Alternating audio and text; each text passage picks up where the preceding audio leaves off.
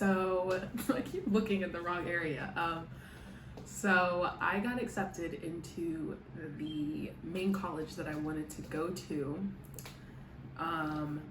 It's a college down in Florida, and I was so excited. They sent me an email a couple days ago, and they accepted me. I applied in July or August, and they accepted me within like a month and a half, which I think went into my, I was on the phone, and then as soon as they hung up, I got an email, and the email said, we're so happy to announce that you've been accepted into Southeastern University. Now just fill out these couple things to secure your dorm plans and your meal plan and stuff like that. And I was like, oh my gosh, I'm actually in. That's crazy.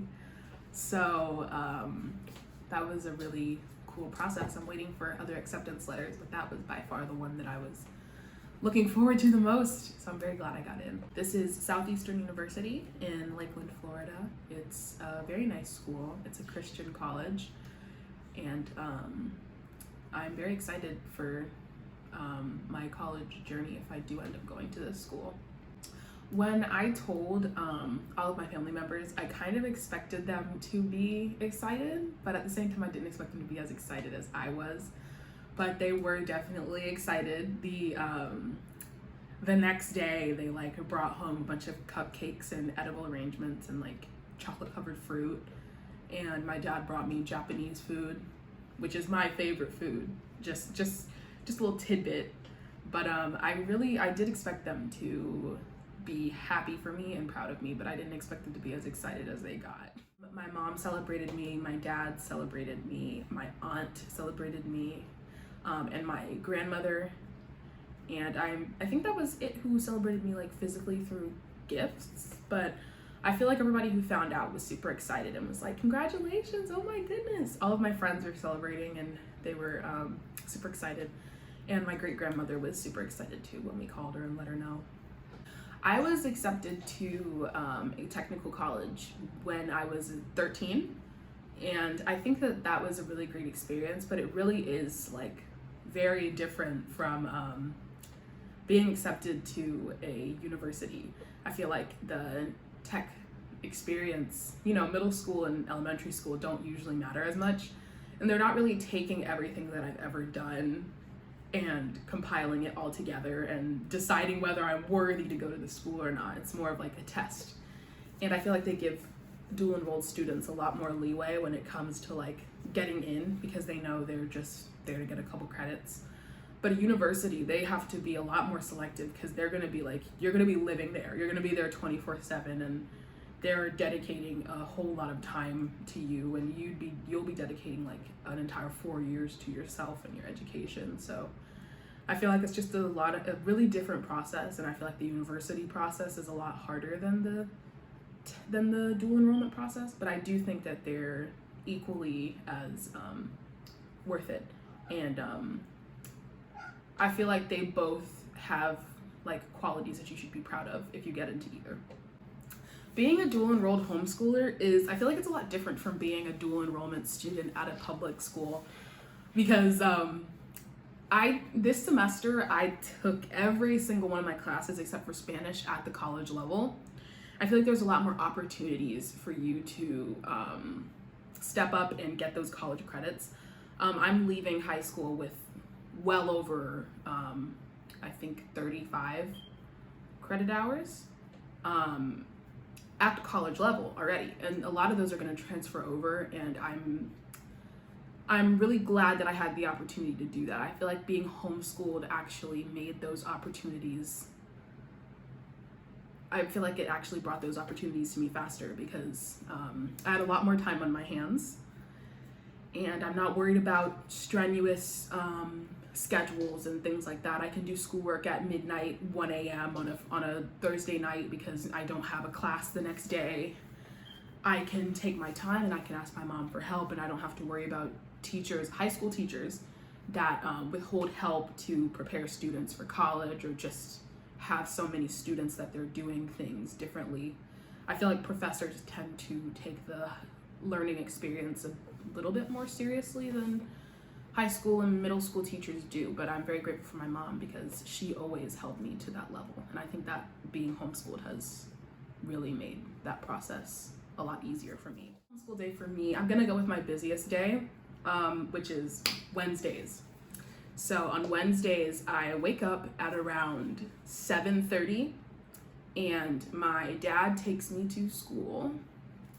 Well, after I get ready and all that stuff, my dad takes me to school and he drops my brother off at his school at around 8 and I get dropped off at around 8:15, 8:30. I have a pretty strict teacher on Wednesdays and she likes for us to be punctual pretty early. So I end up in my class at around 8:30, 8:45. Class starts at 9. And if I have anything to turn in, I'll turn that in. And I learn from about 9 to 12. At 12, I go to the library and I study for a little bit. And then my mom picks me up when she's done with school with my little sister. And I come home, I eat my lunch, I might take a little nap. And then I start up on my homework at maybe 2 or 3. And I will do my, actually no, it's Wednesday. At 1:15, I have Spanish class, which goes from 1:30 to 3. And I'm in that class writing things down, speaking in Spanish, talking with my teacher.